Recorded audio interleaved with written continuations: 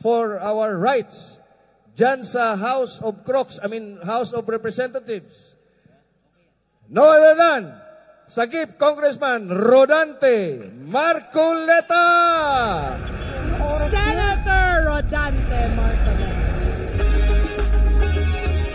Sa katapanan siya ay nakilala, ang kanyang pangalan Rodante Marcoleta. Pinipili, makakabuti para sa mas nakararami. Katotohanan ang sinasabi, Marcoleta lang sa mga mapangabili. Papatinda sa manis ni Marcoleta, ipagalaban ng mapakamanamasa. Magandang gabi po sa ating lahat. Gusto ko po kayong makasama ngayong gabi sapagkat alam ko kayong lahat na nandito ngayon ay matatapang. Yes. Kasi po sa House of Representatives, konti na lang po yung matatapang doon. Kaya sana gusto ko silang imbitahin lahat dito para tumapang naman sila. Para ipagtanggol nila ang karapatan ng bawat isang mamamayang Pilipino. Tingnan po ninyo ang nangyari sa akin. Pati hopya po na kinakain ko, inaagaw na nila sa akin. Napakawalang hiya nila. Puro salbahe. Wala naman akong ginawang masama. Sinasabi ko lamang sa kanila, mali po ang ginagawa ninyo. Ito po ang dapat nating gawin. Ito ang dapat nating ayusin sapagkat ito ang nasa ating rules and regulations. Ayaw naman po nilang makipagdebate. Hindi naman sila siguro mananalo sa debate. Ginugulo na lamang nila ako. Puro panggugulo.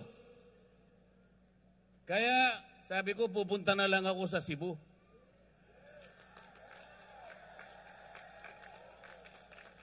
Mas gusto ko pang kausap ang mga tunay na tao na nandito ngayon. Sapagkat sila, alam nila ang problema ng ating bansa ngayon. Ang presyo po ng bilihin ngayon, lalong-lalo na po ang pagkain, masyado na pong mataas. Kawawa na po ang ating mga kababayan, lalo na po yung nasa panig ng mahihirap. Hindi po nakikita ngayon ang problema na yan. Kaya lalong lumubha ang kahirapan sa ating bansa dahil sa korupsyon. Lubog na po tayo sa korupsyon ngayon. Kaya humirap ang ating buhay. Tingnan po ninyo, halos 30% po ng pera ng bayan ay napupunta lang sa korupsyon. Ano po ang epekto nun? Pati education nagsasuffer. Pati public health nagsasuffer. Sinasabi ko po sa kanila ito.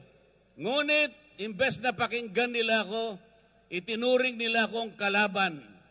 Kalaban nilang lahat. Tinanggalan po ako lahat ng committees sa House of Representatives.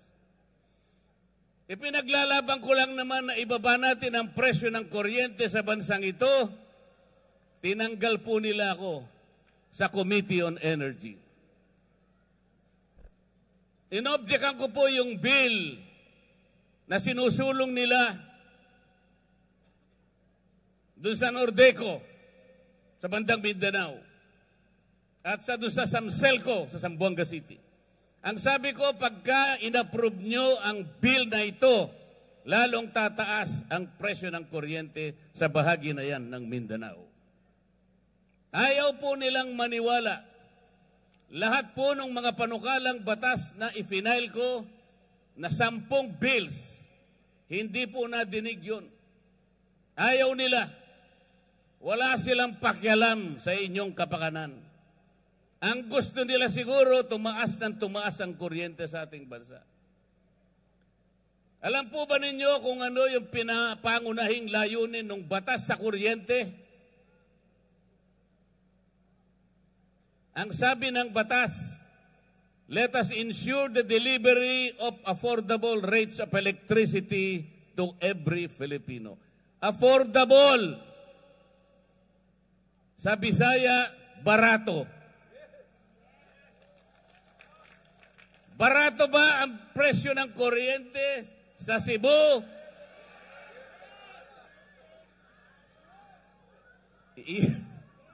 Yung batas ng kuryente nagawa 24 years ago, 2001. The underlying objective is to bring down the prices of electricity in this country. It did not happen after 24 years. Bakit pa tayo gumawa ng batas kung yung pinakalayunin hindi naman natutupad? Tayo na po ngayon ang pinakamataas ang kuryente sa buong Asia. Yan po ang totoo. Kaya humirap na ng humirap ang ating buhay. Ako dahil ako'y nakikipaglaban sa karapatan at sa katwiran, wala na po akong committee ngayon. Pati po yung aking mga allowances tinanggal na rin po. Pati po yung aking membership sa commission and appointments tinanggal na rin po. Pati po yung mga pinadadaan sa akin na pantulong sa mga may sakit, yung mga guarantee letters na binigay namin, yung mga pondo namin sa ospital, biglang finraise po lahat. Gusto nilang parusahan si Dante Marcoleta. Hindi po ako ang napaparusahan, yung kababayan po nating may sakit na gusto nating tulungan. Ganito na po ang nangyayari sa House of Representatives. Tingnan po ninyo ang nangyari. They impeached the Vice President. 215 representatives of the people signed the impeachment complaint.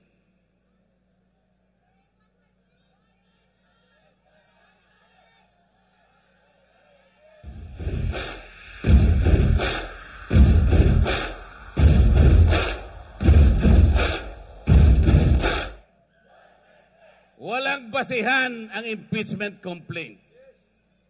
There is no basis for that. Tinangka nilang usisain yung confidential funds daw ng Vice President. I asked them, okay, kung gusto ninyong umpisahan ang pag-iimbestiga ng confidential funds, bakit ito lamang opisina ng Vice President ang iniimbestiga ninyo?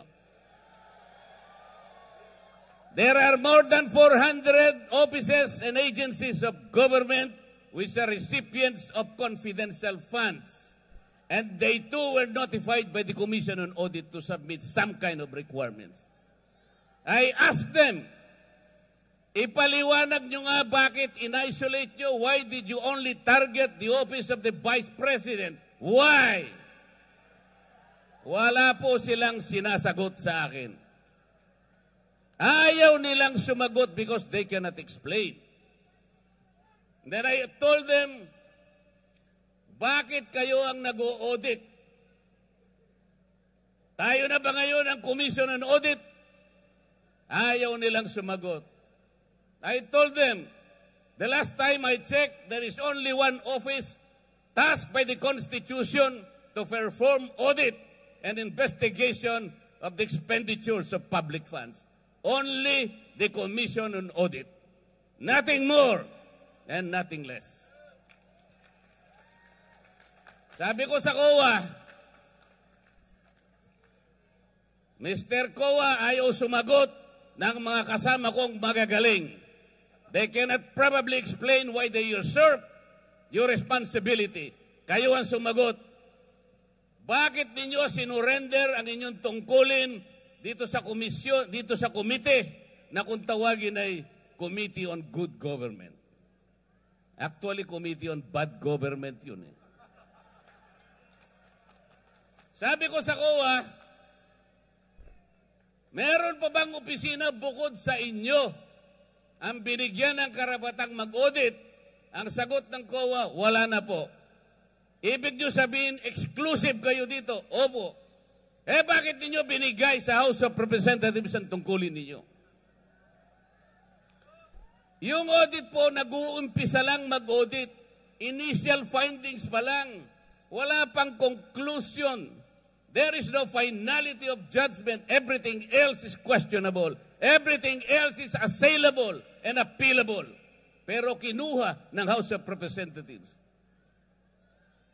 Paano nangyari ito? Ayaw po nilang sumagot. Isang tao lang ang nagdidikta sa House of Representatives.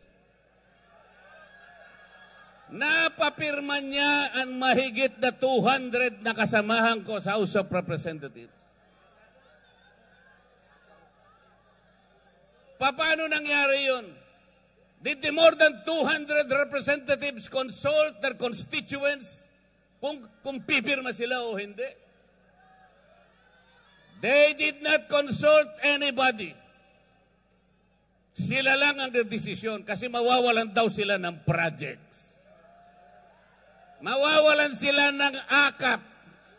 Mawawalan sila ng ayudang ibibigay para sa ganon ipamigay sa mga botante na akala nila'y mabibili nila ang boto ninyo. Sa mga matatapang na mamamayan ng Cebu, kung kaya po ninyong huwag tanggapin, huwag po ninyong tanggapin. Kung kaya po na huwag tanggapin, huwag tanggapin. Dahil ito lamang ang magsisilbing sampal sa kanilang mga muka. Gusto kong sampalin ninyo ang kanilang mga muka. Binibili nila kayo, iniinsulto nila kayo. This is not how to serve the people. Hindi ayuda ang gusto ng tao. Ang gusto ng tao, you provide the conditions to grow the economy, magkaroon sila ng trabaho, mabuhay sila ng marangal. Yun ang gusto ng tao. Yun ang gusto ng tao. About a month ago, a group of people converged in Luneta and elsewhere in the parts of this country, generating more than 4 million people in that peace rally. That was 1 month ago. Alam po ninyo yan. Ang pakiusap ng grupo na yon, magkaisa ang Pilipino, magkaroon ng kapayapaan para harapin natin ang malalaking hamon at problema ng ating bansa. Ipinakiusap sa rally na yon, huwag tayong mag-awak kakawatak-watak. Huwag na po nating ituloy ang impeachment sapagkat ito ang simula ng pagkakawatak-watak ng Pilipino. It was a peaceful rally. Nakiusap ang mahigit na 4 na milyong Pilipino. Ito lamang ang paraan para sumulong ang ating bansa. Hindi pinakinggan ang boses ng ganong kalaking bilang ng mga tao. The Speaker of the House of Representatives defied the voice of the people. Vox Populi, Vox Dei. The voice of the people is the voice of God. Salus Populi est suprema lex. The welfare of the people is the supreme law. Mga kababayan, ang laki po ng papasalamat ko sa gabing ito sa inyo. Nakatagpo ko ang mga matatapang.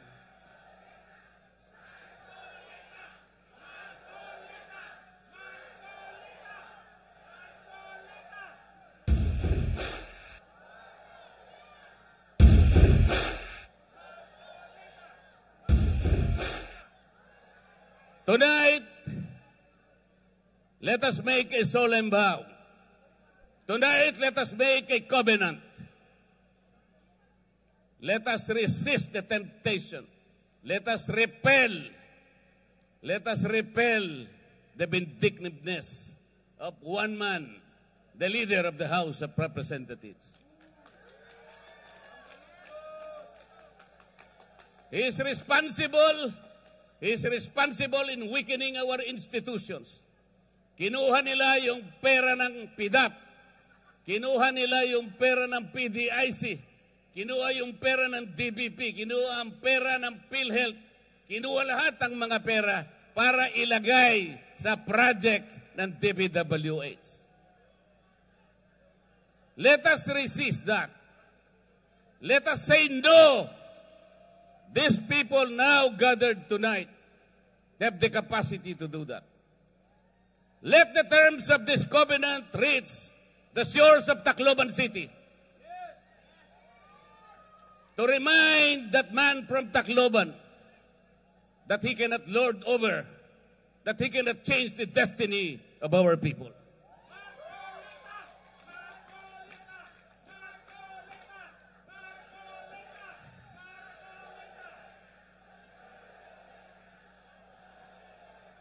They want to impeach the Vice President because he wants to become Vice President. Hindi po pwede. It cannot be done. It cannot be done. They invented the Quadcom because they want to prosecute the former president. Hindi siya para inquiry in aid of legislation. Wala pong legislation na matino ang ginawa ang Quadcom. For more than 13 hearings, makita po ninyo yung ginawa nilang panukalang batas.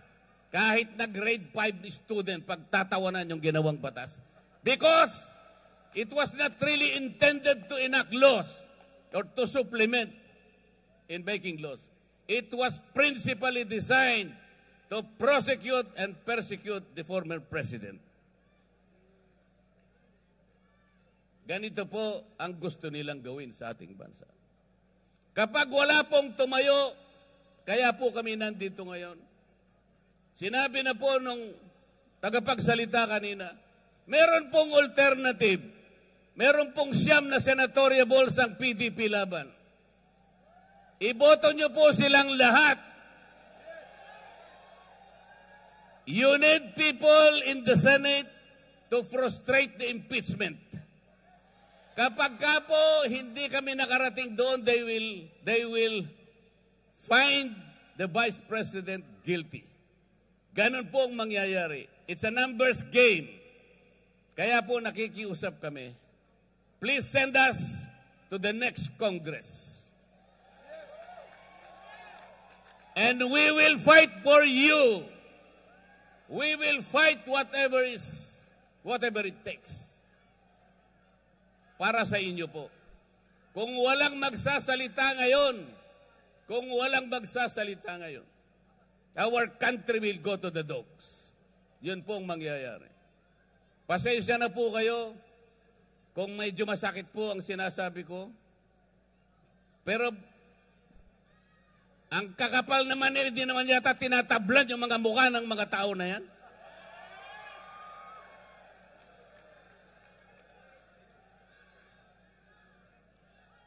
Tulungan niyo po kami. At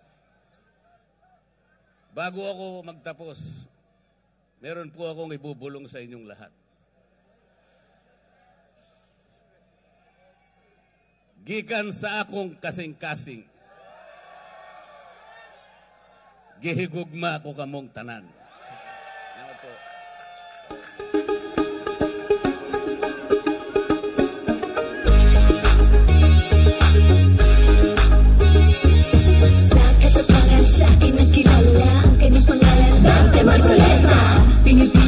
Makakabuti para sa mas nakararami. Katotohanan ang sinasabi, Marcoleta laban sa mga mapang-api. Ipagpapilag sa mali si Marcoleta, ipaglalaban ang kapakanan ng masa.